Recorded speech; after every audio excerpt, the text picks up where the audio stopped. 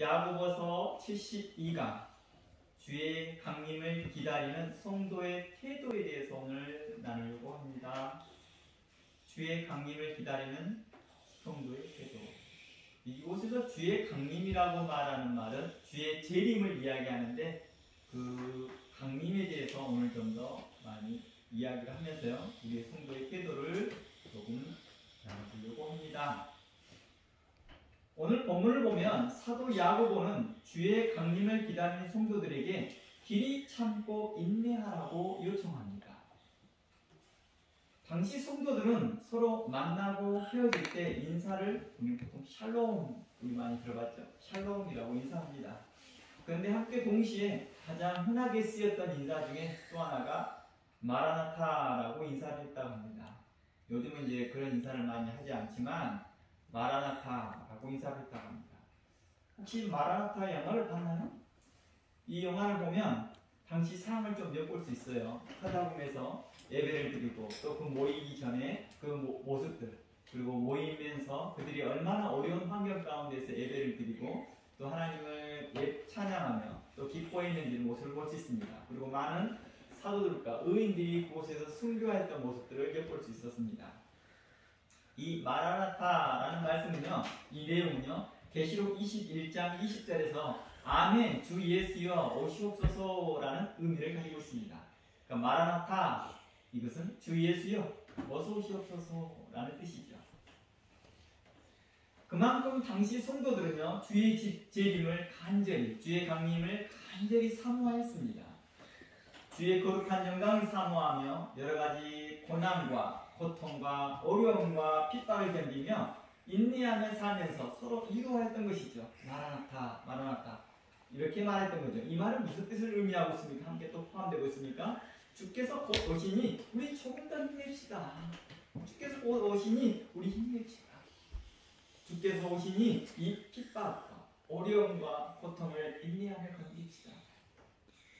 우리의 선지자들과 또 우리의 사도들과 우리 믿음의 사람들이 그 길을 걸어갔습니다. 그러니 우리도 함께 견딥시다 라고 하며 서로 격려했던 것이겠죠. 또한 이러한 격려가 있었을 것입니다. 하나님의 거룩한 나라가 우리에게 약속되어 있습니다. 그러니 견딥시다. 마라나타 주 예수여 빨리 오시옵소서. 주께서 곧 오실 것입니다. 소망과 또 그에 대한 약속을 동시에 의미하였겠죠. 그래서 우리 주님이 강림하실 때 주님의 영광으로 최종적으로 우리의 모든 성도를 이루하실 것이다 라고 말했던 것이죠. 그리고 여러 말로 서로에게 이루했던 거겠죠. 로마서 8장 16절 한번 가보겠습니다. 로마서 8장 16절입니다. 이곳에서 보면 주의 강림을 이야기하는 내용들이 함께 나옵니다. 성령이 친히 우리 영으로 더불어 우리가 하나님의 자녀인 것을 증거하느니라. 자녀임은 또한 후사, 곧 하나님의 후사요 그리스도와 함께한 후사니 우리가 그와 함께 영광을 받기 위하여 고난도 함께 받아야 할 것이니라. 생각하건대 현재 고난은 장차 우리에게 나타날 영광과 좋게 비교할 수 없도다라고 말합니다. 로마서도 현재, 로마 교회가 현재 여러 가지 고난과 어려움 중에 있었습니다. 당시 로마 교회에서 일어난 일들을 보면 우리가 잘 알 수 있는 게 뭐였습니까? 당시에 어느 경기장에서 예수를 믿는 사람들을 집어넣고 사자들과 함께 싸우게끔 하거나 뭐 기타 등등이었죠. 십자가에 매달거나 이러한 일들이 있었던 것이죠. 그러면서 현재의 고난, 그들이 그리스도인으로서, 기독교인으로서, 성도로서 받는 그 고난에 대해서 여러분 인내하십시오 라는 말과 동일한 말입니다. 로마서가 하는 말과 야고보가 하는 말이 같은 말이죠. 현재의 고난은 장차 우리에게 나타날 영광과 좋게 비교할 수 없습니다. 이 말은 뭐예요? 인내하십시오. 왜냐하면 우리에게 나타날 그 영광이 놀랍습니다. 장차 우리에게 나타날 영광, 그것이 뭐였습니까? 주의 강림이었죠. 주의 강림. 그러면서 19절 피조물에 고대하는 바는 하나님의 아들에 나타나는 것이니 이것은 주의 강림을 이야기하고 있습니다. 주께서 우리에게 강림할 겁니다. 그러니 인내하십시오. 그러면 주의 강림이 성도들에게 무엇을 의미할까요? 주님께서 딱 강림을 해요. 주님께 재림을 해요. 그게 뭘 의미할까? 바로 요한복음 14장에서 성도들에게 약속하신 말씀들을 한번 읽어보겠습니다. 그 의미는 다양한 의미가 있지만 그 중에서 예수님께서 약속하셨던 말씀을 먼저 살펴보겠습니다. 요한복음 14장 1절입니다. 함께 볼까요? 너희는 마음에 근심하지 말라. 하나님을 믿으니 또 나를 믿으라. 내 아버지 집에 거할 곳이 많도다. 그렇지 아니하면 너희에게 일렀으리라. 내가 너희를 위하여 처소를 예비하러 간다. 라고 말합니다. 그리고 3절에서 너 가서 너희를 위하여 처소가 예비되면 내가 다시 와서 너희를 내게로 영접하여 나 있는 곳에 너희도 있게 할 것이다. 라고 말합니다. 주의 강림이 의미하는 바가 뭐였습니까? 바로 우리로 하나님의 나라에 들어가게 한다는 것입니다. 그러면 18절에 뭐라고 말합니까? 18절의 말씀은 내가 너희를 고아와 같이 버려두지 아니할 것이다. 내가 결단코 너희에게 올 것이다. 라고 하는 말씀이었습니다. 내가 너희를 고아와 같이 버려진 자식처럼 두지 않을 것이다. 홀로 된 자녀처럼 있게 하지 않을 것이다. 아무도 의지할 자가 없는 그러한 자로 너희를 두지 않겠다. 내가 너희를 보호할 것이며 너희를 그 나라에 하나님의 나라에 너희를 영접할 것이다 라고 말하는 것입니다. 내 아버지 집에 거할 곳이 많도다. 하나님의 나라를 말하는 것이죠. 영원한 하나님의 나라를 의미하는 것이죠. 성도는 이미 주께서 준비된 하나님의 나라를 믿고 또 인내로 바라보는 자들을 성도라고 합니다. 성도라는 개념이 이제 우리에게 이렇게 주의 강림, 주의 재림의 입장에서 해석한다면 성도란 무엇이냐?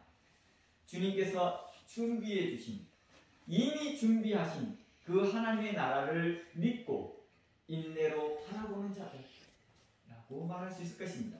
결국에는 하나님의 나라에서 주의 거룩한 영광을 보게 될 거라는 것입니다. 어디에서요? 하나님의 나라에서요 말입니다. 주의 거룩한 영광을 본다는 것은 바로 여러 가지 의미가 있어요. 그 중에 하나를 소개해 보고자 합니다. 주의 거룩한 영광을 본다. 우리가 하나님의 영광을 본다. 이 말이 과연 무엇일까? 또 하나님께 영광을 돌린다. 이 모든 것이 하나님께 영광입니다. 라고 하는 이 모든 말들이 여러 의미가 있습니다. 그 중에 3가지를 소개해 보고자 합니다. 빌립보서 주의 강림과 관련돼서 연결시켜서 쉽게 이해할 수 있는 본문을 찾아보았습니다. 빌립보서 1장 11절입니다. 빌립보서 1장 11절에 이렇게 말합니다. 예수 그리스도로 말미암아 의의 열매가 가득하여 하나님의 영광과 찬송이 되게 하기를 구합니다. 누구를요? 성도들을요. 예수 그리스도로 말미암아서 우리가 의의 열매가 가득하여서 하나님의 영광이 된대요. 우리가요. 그리고 하나님께 찬송이 된대요. 누가요? 우리 자신들이요. 성도 자신들을 말해요. 그러니까 하나님의 영광 이런 것은 누구와 함께 있는 거예요? 우리가 그곳에 있는 것입니다. 이 놀라운 일이죠. 주의 강림 때에 우리가 하나님의 영광 안에 있는 것입니다. 또한 우리가 하나님의 영광이 되어 있는 것입니다. 에베소서 1장 12절 말씀입니다. 이 말씀을 이제 차츰차츰 연역적 방식으로 이해해 보려고 합니다. 아니 그게 가능합니까? 네. 에베소 2장 11절에 이렇게 설명합니다. 이는 12절입니다. 이는 그리스도 안에서 전부터 바라던 우리로 그의 영광의 찬송이 되게 하였다 라고 말합니다. 우리로 예수 그리스도의 또한 하나님의 영광과 찬송이 되겠다라고 또 에베소서 증거합니다. 고린도 후서를 이제 가봅니다. 고린도후서 8장 23절입니다. 고린도후서 8장 23절. 제가 빠르게 치고 나갈게요. 간단한 소개입니다. 디도로 말하면 23절입니다. 디도로 말하면 나의 동무요. 사도 바울이 하는 말입니다. 사도 바울이 디도는 나의 동무요. 너희를 위한 나의 동역자요. 우리의 형제들로 말하는 여러 교회들의 사자들이요. 이곳에서 말하는 사자라고 말하는 사도를 말합니다. 디도도 사도로 이야기하고 있는 거죠. 사자들이요. 그리스도의 영광이라. 누구라고 말해요? 디도를 그리스도의 영광이라고 말합니다. 그러니까 사람이 영광이 되어 있는 거죠. 하나님의 영광, 그리스도의 영광. 그래서 이런 비슷한 유 표현을 잠언서에도 말합니다. 자녀는 누구의 영광이에요? 부모의 영광이 되는 거죠. 그러므로 너희는 여러 교회 앞에서 너희의 사랑과 너희를 위한 우리의 자랑의 증거를 저희에게 보이리라 라고 말합니다. 자, 데살로니가전서 2장 19절 한번 가봅니다. 데살로니가전서 2장 19절입니다. 우리의 소망이나 기쁨이나 자랑의 면류관이 무엇이냐? 이것은 사도 바울이 말합니다. 사도 바울과 함께하는 사역자들이 하는 말입니다. 사도들이 하는 말이에요. 우리의 소망이나 기쁨이나 자랑의 면류관이 무엇이냐? 그의 강림하실 때, 주께서 오실 때 우리 주 예수 앞에서 너희가 아니냐 하고 말합니다. 이것은 뭐예요? 성도들 이야기합니다. 성도들을 말할 때 당신들은, 사도들이 이렇게 말합니다. 당신들은 나의 영광입니다. 너희는 우리의 영광이요 기쁨입니다. 자, 이곳에서 우리 한번 생각해 봅시다. 모든 것이 하나님의 영광입니다. 모든 것을 하나님께 영광으로 돌립니다. 이 말이 무슨 뜻이에요? 모든 것을 하나님의 은혜요, 모든 것을 하나님의 영광으로 돌립니다. 이 하면 찬양할 때 이 말이 뭐예요? 바로 여러분들을 하나님께 드리겠습니다. 그렇습니다. 여러분들은 하나님의 영광이 됩니다. 그러니까 다시 처음부터 연역적으로 지금 설명했지만 다시 빌립보서로 이야기한다면 우리 모두가 하나님의 영광이라는 것입니다. 이게 하나님께서 그 강림하신 날, 주의 강림이 되면 우리가 어떤 일이 벌어지는 거예요? 바로 이걸 의미하고 있다. 하나님의 나라에서 하나님의 영광으로 살아가는 것입니다. 이게 뭐예요? 하나님의 기쁨이 되며 살아간다는 것입니다. 바로 주의 강림이 우리에게 의미하는 바가 그렇다는 것입니다. 제가 아마 그 녹음이 되어 있을 것 같은데요. 마지막 때 마태복음 4장을 중심으로 해서 약 12주를 강의했던 마지막 때를 그 내용을 좀 더 자세하게 들어보시면 이러한 내용을 분명하게 발견할 수 있을 것입니다. 자, 데살로니가전서 4장 13절 한번 가봅니다. 성경은 분명하게 우리에게 이를 말합니다. 주의 마지막 때, 주의 재림 때, 그 강림할 때 우리에게 일어날 일들은 무엇인지 성도들은 그걸 소망하고 있다는 것입니다. 그러니 당신들은 현재 고난에 낙심하지 마십시오. 당신들은 하나님의 영광이 되는 자들입니다. 그리스도의 영광이 되는 자들입니다. 의인들과 사도들과 많은 믿음의 사람들의 영광이었습니다. 그들의 자랑이었습니다. 우리 그런 거 있잖아요. 사람들에게도 당신 내 자랑입니다 라는 말만 들어도, 나의 기쁨이나 말만 들어도 얼마나 자신감이 넘쳐요. 그렇죠? 사람들에게도 이렇게 그 사도들에게 인정받고 믿음의 사람들에게 인정받고 목회자들에게 인정받는다는 게 굉장히 큰 일이죠. 그런데 이보다 더 큰 일이 그리스도께 하나님 영광이 되어지고 기쁨이 되어지고 이제 더 나아가서 하나님의 영광이 되어지고 하나님의 기쁨이 된다는 그 놀라운 기쁨이, 은총이 우리에게 있더라는 것입니다. 약속되어 있더라는 것입니다. 이미 진행되어지고 있다는 것입니다. 그러므로 데살로니가전서 4장 13절 말씀에 이렇게 말합니다. 형제들아, 자는 자들에 관하여는 너희가 알지 못함을 우리가 옳지 아니하노라 라고 말합니다. 이 말이 무슨 말이에요? 부정 단어가 두 번 설명되어진 것은 강한 긍정의 강조라고 했죠. 강한 강조. 이 말은 무엇입니까? 너희를 꼭 알아라 이 말입니다. 몰라서는 안 된다 이 말이죠. 이 자는 자들은 어떤 자들입니까? 우리보다 먼저 돌아가신 자들, 사도들, 의인들, 우리의 믿음의 선진들, 여러분들의 가족들 중에서도 믿음의 사람들을 이야기할 것입니다. 그러겠죠? 여러분들 가족들 중에서 믿음의 사람들, 또 우리 요 근래에 돌아가셨던 믿음의 사람들, 그런 사람들이 마지막 때 우리 함께 볼 것입니다. 주의 강림 때 볼 것입니다 라는 걸 이야기합니다. 이는 소망 없는 다른 이와 같이 슬퍼하지 않게 하려 합니다. 우리는 소망이 있습니다. 그리고 그 소망 가운데 우리는 바로 하나님의 나라를 바라고 있다는 것입니다. 그곳에서 그들을 만날 것을 이야기하고 있다는 것입니다. 우리가 잠시 헤어지고 잠시만 우리가 오랫동안 정을 들고 함께 공동체를 이끌어나고 가족 생활을 함께 나누고 사랑을 나눴던 우리 가족이 우리 곁을 떠났을 때 그 잠시 떠나는 슬픔이 있다 할지라도 이 슬픔이 영원한 게 아니라는 것입니다. 도리어 이 영원한 소망이 있더라는 것입니다. 그리고 앞으로 이 영원한 기쁨이 있을 거라는 걸 이야기하고 있는 것입니다. 그러면 14절 말합니다. 우리가 예수에 죽었다가 다시 사심을 믿을진데 이와 같이 예수 안에서 사는 자들도 하나님이 저와 함께 데리고 오시리라. 하나님이 그들을 데리고 온대요. 얼마나 놀랍습니까? 15절 우리가 주의 말씀으로 너희에게 이것을 말하노니 주의 강림하실 때 우리가 주의 강림하실 때까지 우리 살아남은 자도 자는 자보다 결단코 앞서지 못할 것입니다. 그러니까 어떤 일이 발생돼요? 우리보다 먼저 가신 믿음의 사람들, 믿음의 가족들이 우리보다 먼저 누구를 만나게 돼요? 하나님을 만나게 되겠죠. 주님을 영접하겠죠. 주의 강림을 보겠죠. 그리고 우리가 함께 보더라는 그 자리에 동시에 함께 보더라는 것입니다. 결단코 앞서지 못할 것이다. 그들이 먼저 그 후로 우리가 되겠죠. 그러면서 주께서 호령과 천사장의 소리와 하나님의 나팔로 친히 하늘로조차 강림하실 것입니다. 그리스도 안에서 죽은 자들이 먼저 일어나고 그 후에 우리 살아남은 자도 저희와 함께 구름 속으로 끌려 공중에서 주를 영접할 것이다. 그리하여 우리가 항상 주와 함께 있으리라. 그러므로 여러 말로 서로 위로하라. 바로 이러한 말로 위로하라는 것입니다. 앞으로 우리가 주의 강림이 되면 이제 하나님의 나라를 주와 함께 영원히 거할 것입니다. 하나님의 영광이 되어지며 그리스도의 영광이 되어지며 또 서로 간의 영광이 되더라는 것입니다. 서로 간의 영광이 되어 서로 간의 기쁨이 되더라는 것입니다. 여기서 영광이라는 말이 좀 개념적으로 안 잡히는 분들은 기쁨으로 이해하면 됩니다. 서로 간의 기쁨이 되는 거예요. 서로 간의 기쁨. 만나는 그 사람들이 하나님 나라에서 만나는 사람들이 서로 기쁨이 되는 것입니다. 우리가 그런 개념을 이해할 것입니다. 이민자들끼리 처음에 왔을 때 그랬대요.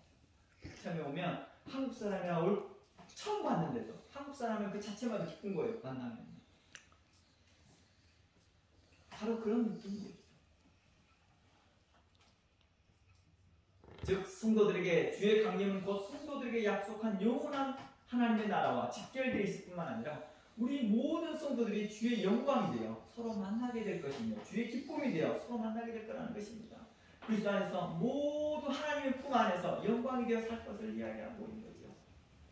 그곳에는 흠이나 점이나 주름 잡힌 것이나 어그러진 것이 없고 오직 거룩한 하나님의 흠 없는 자녀들로 순전한 빛들로 나타날 것이다 라고 빌립보서 2장은 이야기하고 있습니다. 그런데 주의 강림을 기다리는 시간이 길어지면서 차츰 성도들 사이에 또 다른 육체 욕심을 따라 행하는 자들이 나타나기 시작합니다.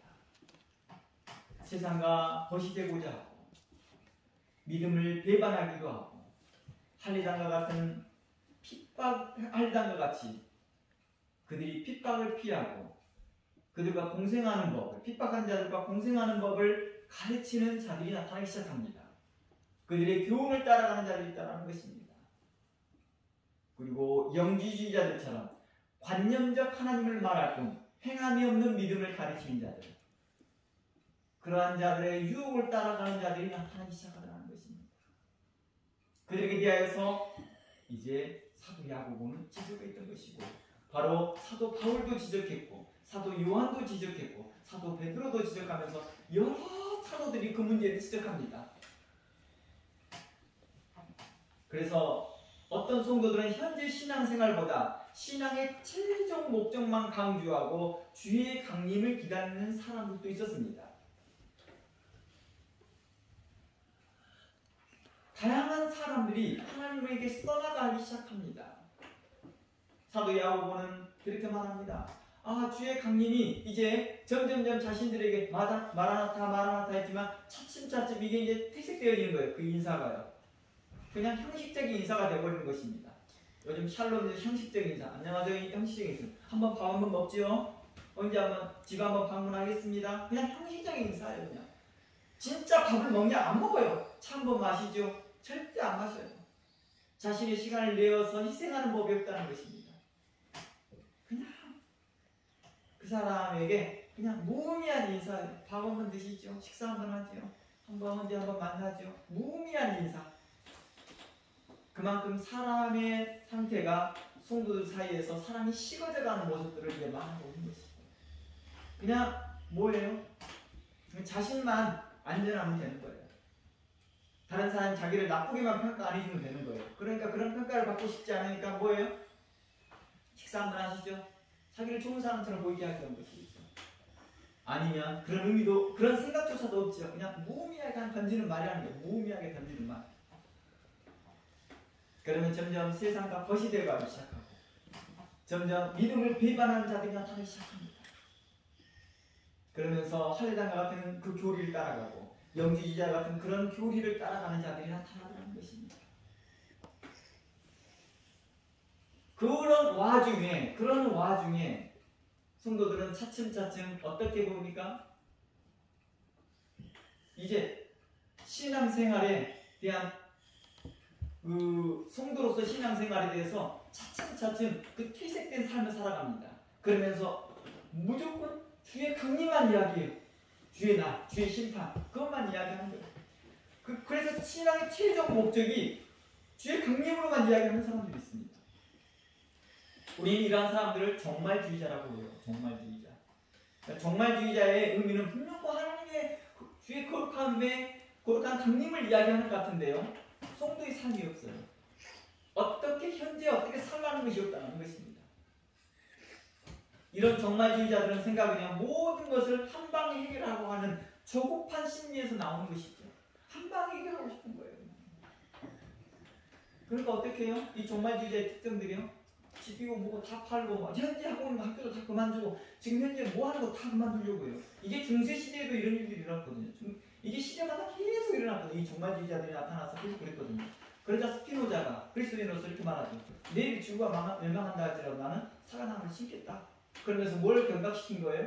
당신들이 해야 할 일을 하십시오. 성도로서 할 일을 하십시오. 마땅히 사람으로서 이 땅에서 하나님께서 내어준 본분을 하십시오. 라는 의미였죠. 사도들이 그걸 가르치고 있는 거죠. 사도 야고보가 그걸 가르치고 있는 거죠. 조급한 심리에서, 조급한 마음에서 한 방에 해결하려고 하고 있다. 성경이 이러한 사람은 조급하며 쉽게 배반하며 자고하며 라고 말합니다. 이 사람들이 조급해지고 쉽게 배반하고 조급하니까 쉽게 배반하는 거죠. 그리고 자고하더라는 것이죠. 스스로 높아져 있다는 거죠. 그리고 자극적인 것을 좋아한다라고 말합니다. 자극적인 것을. 충동적인 걸 좋아하는 거죠. 충동적인 어떤 것을 하는 것이죠. 우리가 우리 스스로도 한번 보면서 어떤 충동구매나 충동적인 삶을 살아가는 사람들은 한번 생각해 보는 것이죠. 내가 조금 그리스도 안에서 만족감이 없나? 이런 것들을 생각해 보라는 것입니다. 그들의 영적 상태는 실질적으로 하나님을 사랑하기보다 경건의 모양만 낼 뿐 하나님을 이용해 자신이 원하는 걸 얻고자 하는 자들이다라고 말합니다. 이러한 자들을 책망하고 돌이키라고 말합니다.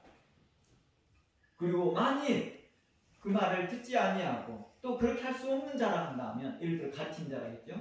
그런 자라 하면 그런 자들에게 돌아서 버려라. 몇 번의 경고하고 난 후에 듣지 아니하면 돌아서 버리고, 또 그들이 가르치는 자라면 그들에게 있어서 떠나버려라. 디모데 후서에서 3장에서 이야기하고 있었습니다.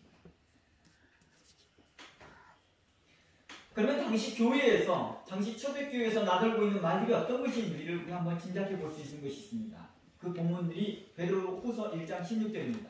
당시에 교회 안에서 어떤 말들이 오가고 있었을까? 주의 강림에 관하여서 이제 사람들이 이제 주의 강림을 이제 퇴색되어야 되는 그 생각이요. 마라나타라는 말이 이제 뭐예요? 그냥 형식적인 인사예요. 남들 앞에 경건하게 보이게 하는 목적인 거예요.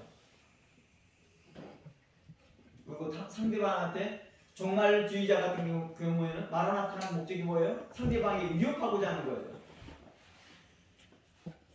현재 하나님 나라에 합당한 삶을 사는 것보다도 당장 하나님 나라 오면 뭐 해버린다라고 하는 그런 한방 해결주의자들, 그런 자들에게 대하여서 지금 현재 베드로후서를 한번 봐보기 바랍니다. 베드로후서 1장 16절. 우리 주 예수 그리스도의 능력과 강림하심을 너희에게 알게 한 것이 교묘하게 만든 이야기를 따른 것이 아니다. 우리는 그의 크신 위엄을 친히 본 자라고 말합니다. 베드로는 뭐라고 말합니까? 우리는 그리스도의 크신 위엄을 친히 본 자라. 잘 봐요. 어디에서 봤을까요? 이 말이 무슨 뜻일까요? 우리는 그의 크신 위엄을 친히 본다는 말이 무슨 뜻일까요? 사도들이 하는 말이죠. 이 사도들뿐만 아니라 많은 믿음의 사람들입니다. 이게 무슨 말일까요? 바로 사도행전의 말씀을 이야기하고 있습니다. 예수님께서 이렇게 말합니다. 그들이 예수님께서 승천하신 모습을 지켜바라봅니다. 그러면서 예수님께서 가시고 난 후에 구름이 가리우더라 라고 합니다. 그리고 난 후에 누가 나타납니까? 천사들이 짜잔 하고 나타나면서 뭐라고 말합니까? 갈릴리 사람들아 뭐하고 쳐다보고 있니? 이렇게 말합니다. 계속 주님께서 너희들에게 계속 말하고 있지 않았니? 주님께서 너희들에게 계속 말하잖아 그거. 이러면서 생각나게 해줍니다. 뭐라 합니까? 너희가 본 모습 그대로 주님께서 다시 오실 것이다. 이 말이 뭐예요?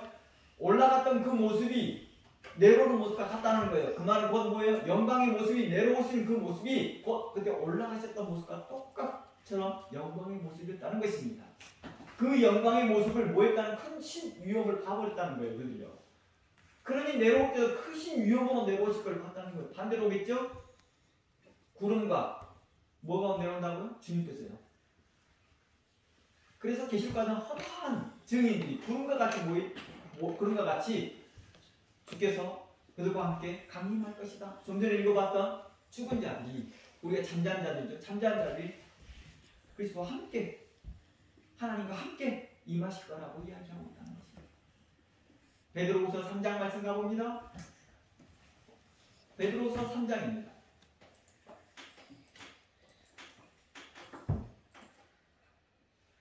1절입니다. 사랑하는 자들아 내가 이제 이 둘째 편지를 너희에게 쓰노니 베드로 후서는 베드로 전서를 쓰고 난 후에 후서를 이야기 다시 하는 거예요. 쓰노니 이 둘로 너희 진실한 마음을 일깨어 생각하게 하여 그 거룩한 선지자의 연한 말씀과 주 대신 그리스도 구주께서 너희의 사도들로 말미암아 명하신 것을 기억하게 하려 합니다. 먼저 이것을 알지니 말세에 기록하는 자들이 와서 먼저 자기의 종력을 쫓아 행하며 기록하며 가로되 주의 강림하신다는 약속이 어디 있느뇨? 조상들이 장 이후부터 만물이 처음 창조될 때까지 그냥 있다 한다라고 말합니다. 여기서 사도 베드로가 현재 있는데도 살아있는데도 불구하고도 기록하는 자들이 나타난다는 것입니다. 이 기록하는 자들은 누굴까요? 교회에서 나온 자들이에요. 그들이 자칭 사도라는 자들이고 자칭 선지자라고 하는 자들이고 자칭 믿음의 사람이라고 하는 자들이고 자칭 의인이라고 말하는 자들이었겠지요. 이런 자들이 성경을 가르치면서 뭐를 해요? 자기 종족대로 가르치라는 거예요. 그러면 주의 강림이 이미 지나갔다 이렇게 말합니다. 그러면서 5절 말씀에 이는 하늘 일적부터 있는 것이나 땅이 물에서 나와 물로 성립한 것도 하나님의 말씀으로 된 것을 저희가 일부러 잊어버리려 함이니라. 이로 말미암아 그때 세상은 물의 넘침으로 멸망하였을 때 이제 하늘과 땅은 그 동일한 말씀으로 불사르게 하여 감수한 바 되었다. 경건치 않은 자들의 심판과 멸망의 날까지 보존되어진 것이다 라고 말하는 것입니다. 당시의 초대교회가 어땠습니까? 오늘날 요 시대에만 성경을 이상하게 해석한 게 아니었다는 것입니다. 당시에 의로운 사도들이 있었음에도 불구하고도 그 사이를 삐집고 들어와서 거짓 것들을 가르치고 있는 이 세대를 향하여 할 말이 참 많다는 것입니다. 그러니 이 시대는 어떨까요? 영적으로 혼탁하고 사도 야고보가 말했던 것처럼 세상에 벗된 자들이 너무너무 넘쳐나는 이 세대를 향하여서 의롭게 살아라고 말을 하면 핍박을 받는 게 당연하다는 것입니다. 목회자들이 설 자리를 못 찾고 있다는 거예요. 의로운 말씀을 전하는 목회자들이 설 자리가 없어요. 그들이 가지고 있는 헌금으로 압박을 하고 그들이 가지고 있는 살인으로 압박을 하면서 안 되겠다. 심지어는 그들을 내쫓기도 합니다. 다 일입니다.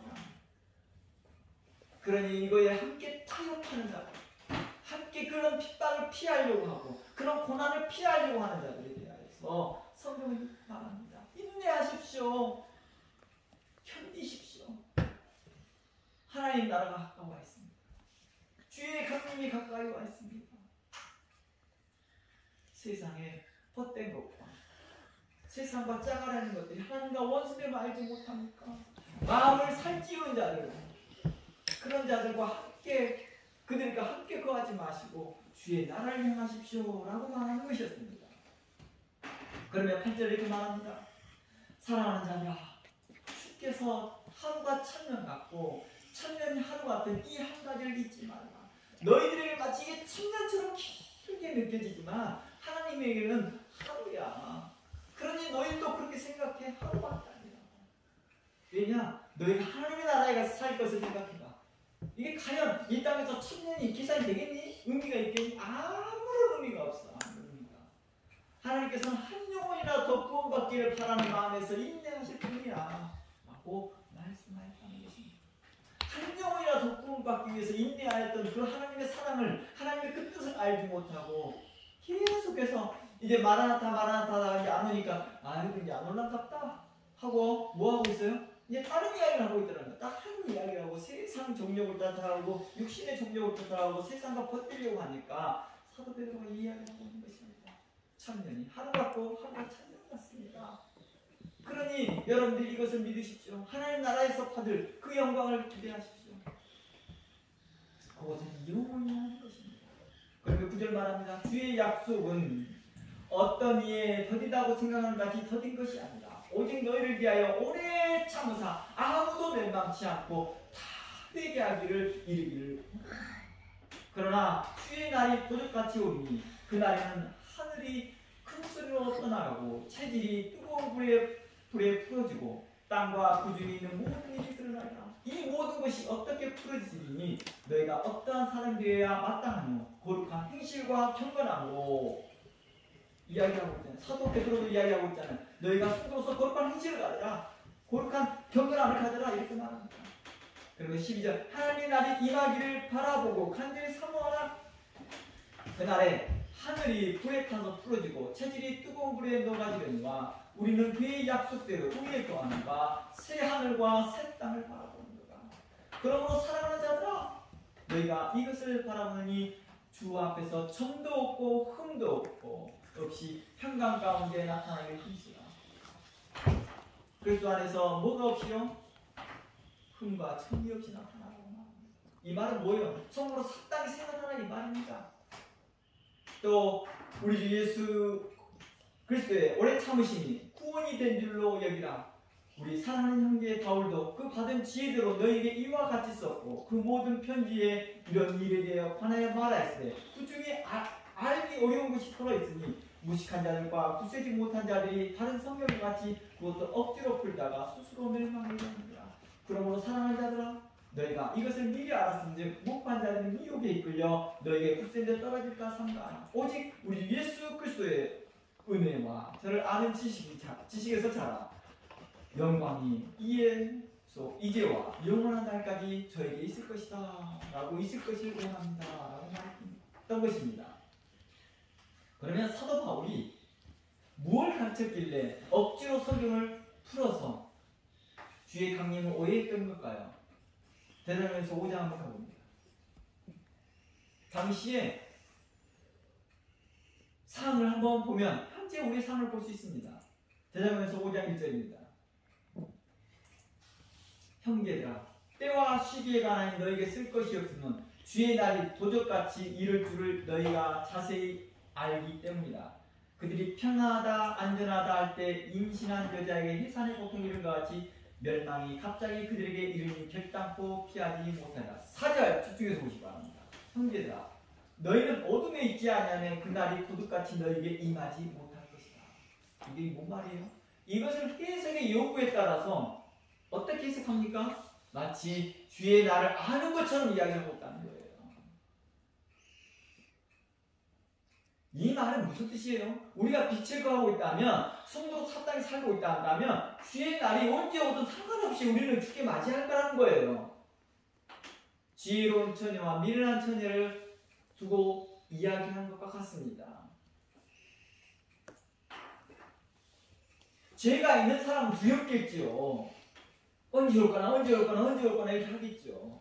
그러나 항상 주님 앞에서 자신의 삶의 최선을 다하고 있는 사람들은 그게 언제 오든 큰 의미가 없더라는 것입니다. 그 사모하는 마음이 결탄코 변하지 않으니까요. 그 하나님의 말씀이 그 보증으로 서진 그 성령이 계속 이루어가며 격려하며 하나님의 사람과 함께 그들과 함께 믿음 안에 거하게 하니까요. 소망 중에 피곤하지 않았다는 것입니다. 5절 말씀에 너희는 다 빛의 아들이요 낮의 아들이라 우리가 밤이나 어둠에 속하지 아니하요 그러면 우리는 다른 이들과 같이 자지 말고 깨어 정신을 차리라 이렇게 말하잖아요. 그러니까 사도 바울도 하는 말이 너희는 다 빛의 아들이요 낮의 아들이니까 너희는 다 할 거야 이렇게 말하는 게 아니었습니다. 날짜와 시기를 다 할 거야 말하는 게 아니었습니다. 너는 빛에 있으니까 너는 큰 염려하지 않아도 돼. 그러면서 말하면 되죠. 다른 이들과 같이 자지 말고 깨어 정신 차리라고 말합니다. 아니 빛의 자녀라고 누군가 말해놓고 도둑같이 너에게 임하지 않을 거라고 말하면서 이렇게 말하고 있잖아요. 이게 뭘 의미하고 있어요? 맥락이 하고자 하는 말이 맥락이 뭐예요? 너희가 그리스도 안에서 성실하게 살고 믿음 안에 살고 있다면 그게 너희들에게 무슨 의미냐? 주께서 너희에게 도둑같이 오든 뭐 강도같이 오든 그게 큰 의미가 없다. 그러나 죄 있는 자들과 악한 자들과 세상과 헛된 자들에게는 큰 의미가 있겠지. 왜냐? 심판을 받으니까. 그러니까 그 나를 알려고 예를 쓰고 있다. 너희들은 그냥 그럴 필요 없다 라고 말하는 것이죠. 데살로니가 후서를 말합니다. 사도 바울은 다시 대량의 전서를 쓰고 난 다음에 후서에게 말합니다. 그러면서 다시 명확하게 합니다. 왜냐? 이런 말들이 좀 문제가 됐었나 봐요. 해석을 막 자기 마음대로 해버리니까. 그러니까 베드로도 이걸 지적합니다. 야 사도 베드로의 말을 함부로 해석하지 마. 그건 깊은 말이야. 의미 심오한 말씀이야 라고 말을 하면서 사도 베드로는 또다시 말합니다. 2장 1절 형제들아 우리가 너희에게 구하는 것은 우리 주 예수 그리스도의 강림하심과 우리가 그 앞에 모임에 관한 것이라. 영어로나 또는 말로나 또는 우리에게 받았다 하는 편지로나 우리에게 받았다 하는 편지는 뭐예요? 사도 바울이 받았던 편지나 베드로에게 받았던 편지를 말하는 거예요. 이 성경을 말하는 거겠죠. 하는 편지로 주의 날을 이르렀다고 해서 쉽게 마음이 흔들리거나 두려워하지 말라라고 말합니다. 그러니까 이런 것들을 거기서 뭐 해석을 자중적으로 해석하는 거겠죠. 자의적으로. 누가 어떻게 하여도 너희가 미혹되지 말라. 먼저 배교하는 일이 일어나고 저 불법의 사람 곧 멸망의 아들이 나타나기 전에는 그날이 이르지 아니할 것이다. 그는 대적하는 자라 신이라 불리는 모든 것과 숭배받는 것에 비양하여 그 위에 자기를 높이고 하나님의 성전에 앉아 자기를 하나님이라 내세우니라. 이게 뭐예요? 교회 안에서 일어난 일이라는 거예요. 그런 자들이 나타나서 자칭 자기를 하나님이라 하며 자칭 권세자라고 말하며 자칭 자신이 하나님의 뭐라고 말하는 자들, 이런 자들이 나타나 하나님 1차적으로 이런 자들이 어떤 사람이라고? 배교한 자들이 배교. 5절 말씀에 너희는 미혹되지 말라. 먼저 배교하고 불법의 사람들이 나타날 것이다. 그런 대적의 신이라 모든 것과 숭배함을 받는 것이라. 아마 그는 세상의 모든 이치를 깨닫는 자처럼 말할 것이나 하나님께서는 그를 통하여서 하나도 구원함을 이루지 않은 거라는 것입니다. 이러한 사도들의 증거들은 다 예수님의 가르침에서 기초한 것입니다. 제자들이 예수님께 들었던 말씀이겠죠. 마태복음 24장 한번 가봅니다. 마태복음 24장 3절입니다. 이렇게 말합니다. 예수께서 감난산 위에 앉으셨을 때 제자들이 종명이 와서 예수께 우리에게 이르소서 어느 때 이런 일이 있겠습니까? 주의 임하심과 세상 끝에는 무슨 징조가 있겠습니까? 주의 강림에 대해서 물어보는 거잖아요. 주의 강림에 무슨 일이 있겠습니까? 라고 말하자 4절 예수께서 대답하여 이르시되 너희가 사람의 미혹을 받지 않도록 주의하라. 많은 사람들이 내 이름으로 와서 나는 그리스도라 하여 많은 사람을 미혹할 것이다. 난리와 난리 소문을 듣겠으나 너희는 삼가 두려워하지 말라. 이런 일이 있어야 하되 아직 끝은 아니라 민족이 민족을 나라가 나라를 대적하여 일어나겠고 그곳에 기근과 지진이 있으리라. 이 모든 일의 재난의 시작일 뿐이래요. 이 말이 무슨 말이에요? 재난의 시작이라는 것은 주의 강림이 가까웠다는 뜻이지 주의 강림의 날이라는 뜻이 아니었다는 것입니다. 19절 그때 사람들이 너희를 환난에 넘겨주겠으며 너희를 죽이리니 너희가 내 이름을 위하여 모든 민족을 미움을 받으리라. 그때 많은 사람이 시험에 빠져 서로 잡아주고 미워하겠으며 거짓 선지자가 많이 일어나 많은 사람들을 미혹하겠으며 불법의 성함으로 많은 사람의 사랑이 식어질 것이다. 오늘날 교회 안에 사랑이 식어지고 이 모습이 주의 강림이 가까움을 이야기하고 있는 거겠지요. 그러나 끝까지 견디는 자는 구원하리라. 구원을 얻으리라. 이 천국 복음이 한 번 믿으면 구원이 영원한 구원이다라고 떠들어대는 자들, 그런 자들에게 오늘 말씀 이렇게 말합니다. 끝까지 견디는 자. 사도 예수님도 말씀하였고, 사도 베드로도 이야기하였고, 사도 바울도 말씀하였고, 이제 사도 야고보도 말합니다. 끝까지 견디는 자, 인내하는 자가 구원을 얻을 것이다. 그러면 14절 말합니다. 이 천국 복음이 모든 민족의 증거되게 온 세상에 전파되리니 그제야 끝이 올 것이다. 그러므로 너희가 선지자 다니엘의 말한 바 멸망에 가증한 것이 거룩한 것의 선 것을 보거든 읽는 자는 깨달을 긴저 그때 유대인 자는 성으로 도망할지니라. 이 말을 이대로 말씀하였던 거겠죠. 베드로가, 사도 바울이요. 먼저 배교하는 자가 그 대적하는 자가 신처럼 나타나서 할 것이다. 그때 너희들은 도리어 도망가라. 이런 일이 있어야지 진짜 주의 강림이 가까울 것이다. 그러면 33절 말씀에 이와 같이 너희도 이 모든 일을 보거든 인자가 가까이 곧 문 앞에 이른 줄을 알라. 그래서 사도 야고보는 성도들에게 아까 좀 전에 읽어봤던 야고보서 5장의 말씀이 이런 내용이죠. 사도 야고보 성도들에게 농부가 씨를 뿌리고, 사도 야고보서 5장 들어가 있어 보세요. 성도들에게 농부가 씨를 뿌리고 귀한 열매를 바라듯이 길이 참고 인내하라고 요청했던 것이죠. 그런데 농부는 오직 열매만 기다리지 않을 거라는 것입니다. 여러 다양한 시기에 비와 해를 바랄 거라는 것이죠. 해와 비가 없이는 그 땅에 농사를 짓고 열매를 바라고 있는 농부는 아무도 없으니까요. 그렇지 않을까요? 해와 비를 바라지 않고 있는 농부는 아무도 없다는 거예요. 그러면서 귀한 열매 나올 거라 생각하는 사람 아무도 없다는 거예요. 해와 비는 우리의 최종적으로 바라는 귀한 열매를 먹게 하는 중요한 역할을 할 뿐만 아니라 이른 비와 늦은 비 그리고 햇볕을 통해 곧 귀한 열매가 나올 것을 이제 소망에 기대를 갖게 한다는 것입니다. 그러니 성도들에게 말합니다. 여러 가지 고난을 받을 때 마음을 굳게 하십시오. 길이 참으십시오. 주의 날이 가까웠습니다. 왜냐하면 이런 고난이 있고 난 후에 주의 강림이 있을 것을 말해보고 있습니다. 이건 예수님의 말씀이요 많은 사도들의 가르침입니다 라고 말하는 것입니다. 그러니 성도들은 고난이 올 때 도리어 기뻐하고 역같이 끝까지 인내하며 성도로서 합당히 살라고 요청했던 것입니다. 우리의 최종 목적은 그리스도의 강림과 함께 하나님 나라에 들어가는 것이지만 성도로서 현재 합당히 살고 있고 믿음으로 행하고 성령을 의지하며 살라라고 사도 야고보는 말하고 있었고, 사도들은 그렇게 우리에게 교육을 했다는 것입니다. 그러면 대사로니서 5장 4절 말씀을 통해서 이렇게 이야기하고 있습니다.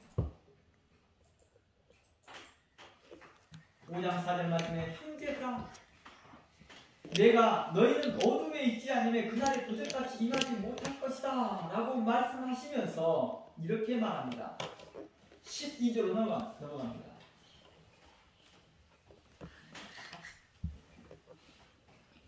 형제들아 우리가 너희에게 구하노니 너희 가운데 수고하고 주 안에서 너희를 다스리며 고난하는 자들을 너희가 알고 저희 역사로 말미암아 사랑 안에서 가장 귀히 여기며 너희끼리 뭐하라? 화목하라 라고 말합니다. 이것은 누구를 중심으로 말합니까? 13절 말씀을 통해서 보니까요. 12절 말씀은 너희들 가운데 수고하고 주 안에서 너희를 다스리며 고난하는 자들이죠. 오늘날로 말하면 목회자들을 말하겠죠.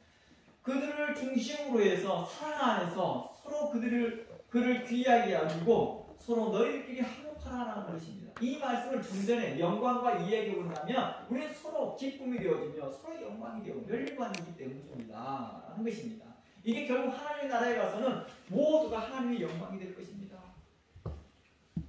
그러니 서로 화목하십시오. 14절 또 형제들아 너희를 공면하노니 규모 없는 자들을 권계하며 원하고 책망한다는 것이죠. 마음이 약한 자들을 안위하며 이루하라는 것입니다. 또 힘이 없는 자들을 붙들어주며 모든 사람을 위하여 오래 참으라. 삼가 누가 누구에게든지 악을 갚지 말고 오직 피차에 대하여든지 모든 사람을 위하여 항상 선을 좇으라. 항상 기뻐하라. 쉬지 말고 기도하라. 범사에 감사하라. 이런 그리스도 안에서 너희를 향하신 하나님의 뜻이다 성령을 숨겼지 말라. 영을 멸시치 말라. 범사에 헤아려 좋은 것을 취해라. 악은 어떤 모양이라도 버려라. 평강의 하나님이 친히 너희로 온전히 거룩하게 하시고 너희의 영과 혼과 몸이 우리 주 예수 그리스도의 강림할 때까지 흠없게 보존되기를 원한다. 라고 사도 바울은 우리에게 말하고 있습니다.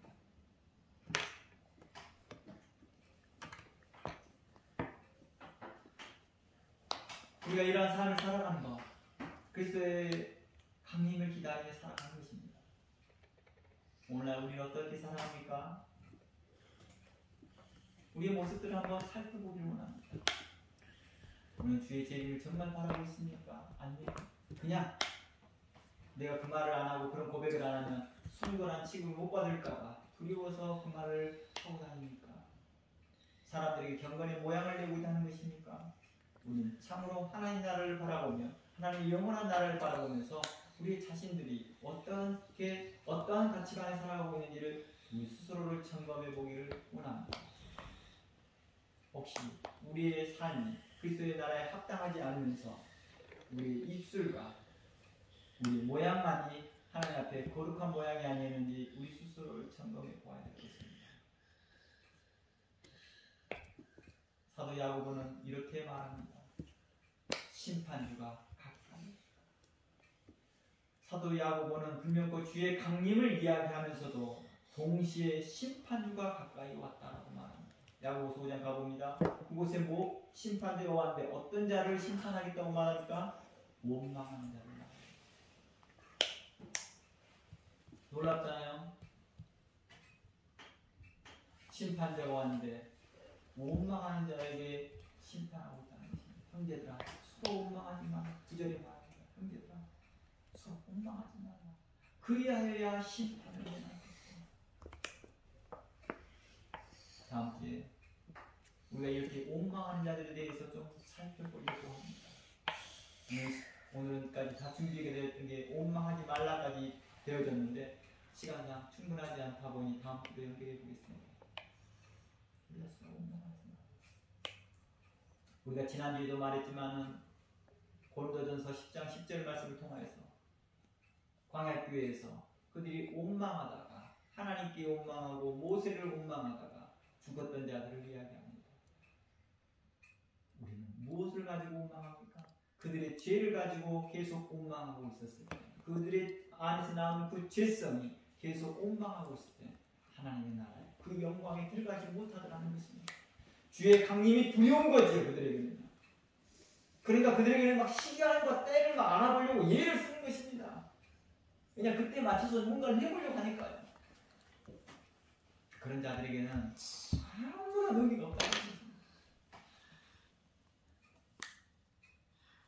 결국에는 하나님께서는 그 마음의 태도와 심장을 살피시며 그 중심을 아시니 하나님께서 어떠하시니 그때 뭐랍니까? 미련한 처녀들이 나와서 주님!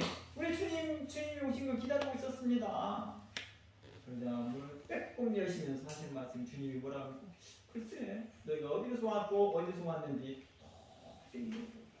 아니야 주님과 주님의 말씀을 들었고 주님께서 가르칠 때 우리가 함께 있었고 주님께서 기적을 베푸실 때 함께 있었습니다.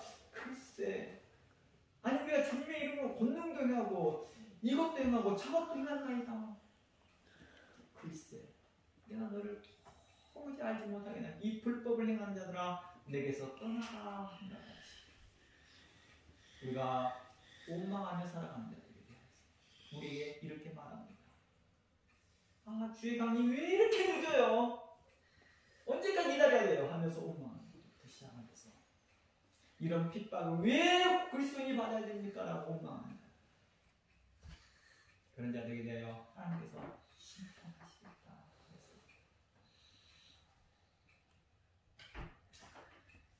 이미 언급이 되어졌던 것이라 좀 5분 정도 제가 좀 더 설명하고 오늘 마무리하는 게 좋을 것 같습니다. 다음 주에 연결하는 것보다는요. 우리는 어떻게 할까? 성경을 보겠습니다. 우리 주님의 강림을 기다린 자에게 주의 강림만 바랄 뿐 성도들로 사랑에 살지 못한 자들에게 또한 심판이 있을 것을 말하는 것입니다. 이곳의 심판은 누구를 심판하는 거라고 말해요? 원망하는 자, 인내하지 못하는 자들, 믿음을 배반하는 자들, 교만한 자들, 세상과 헛된 자들, 마음을 살찌우는 자들, 곧 하나님께 부유하지 못하고 자신을 사랑하고 자신에게만 부유한 자들, 허탄한 자랑하는 자들, 사람을 일부러 판단하는 자들, 행함이 없는 믿음을 가진 자들, 그리고 오늘 본문에서 언급한 원망하는 자들이 있습니다. 본문 맥락에서 보면 이 고난에 대한 원망도 있습니다.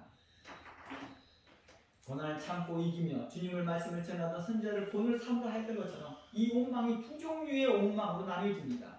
먼저 성도들에게 대한 것을 이야기해봅니다. 광야교에서 성도들이 원망합니다. 끝이 보이지 않을 것 같은 고난인 거죠. 그 고난의 계정을 누가 선택했어요? 본인들이 선택했습니다. 원래 일주일 만에 가난당에 도착했잖아요. 그런데 자신들이 뭐에 정탐꾼 보내놓고 난 다음에 그들이 원망합니다. 그러니까 우리 가족이 들어가기 싫다. 그래서 동계 40년이죠. 그러면서 그 돌면서 또 원망입니다. 그렇게 살아가면서 소망이 없어 보여야 되는 그 고난 가운데 그들은 그 여정 가운데, 고난 여정 가운데 소망이 없어 보였습니다. 아무런 희망이 없어 보였습니다. 그러자 원망이 나오기 시작합니다.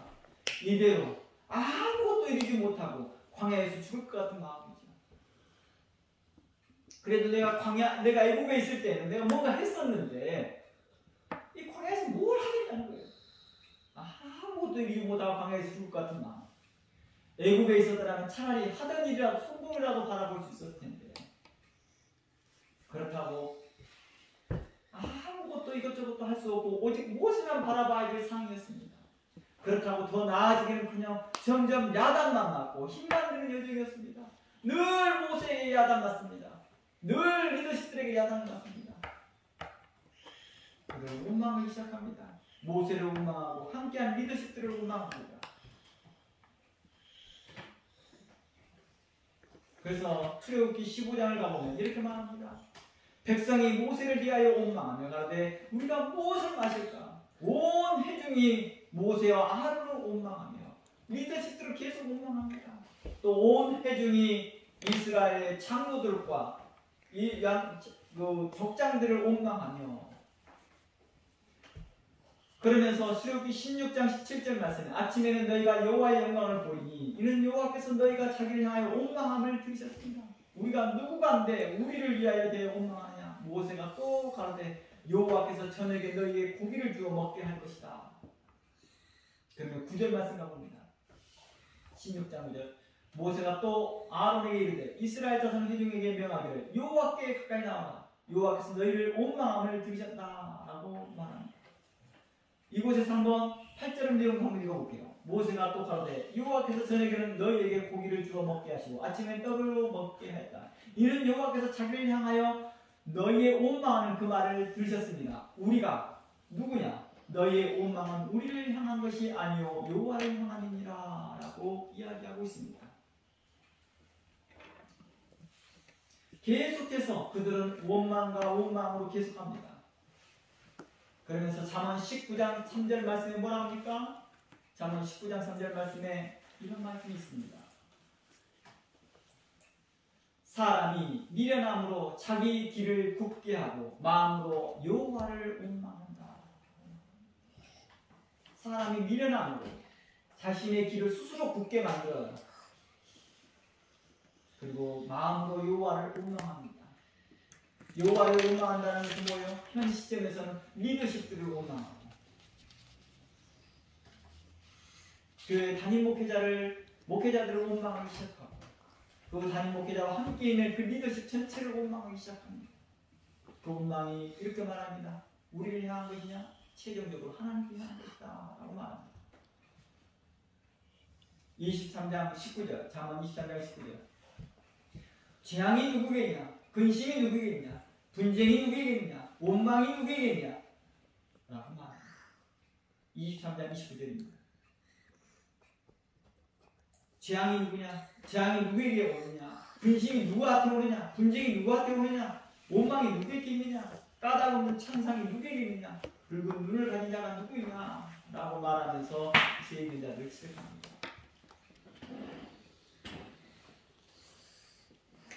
그런도 성도들에게 이런 말합니다. 원망하지 마. 그런데요, 이 두 번째 원망이 또 누구에게 있냐면, 이제 첫 번째 원망은 성도들의 원망을 이야기했습니다. 근데 이 두 번째 원망은 바로 리더십들이 보이는 원망이었습니다. 이제 교회 목회자들, 오늘날 교회 목회자들이죠. 교회 목회자들과 리더십들의 원망입니다. 리더십들은 백성들을 이끄는 것이 힘들고 어렵고 고통스러우니까 원망합니다.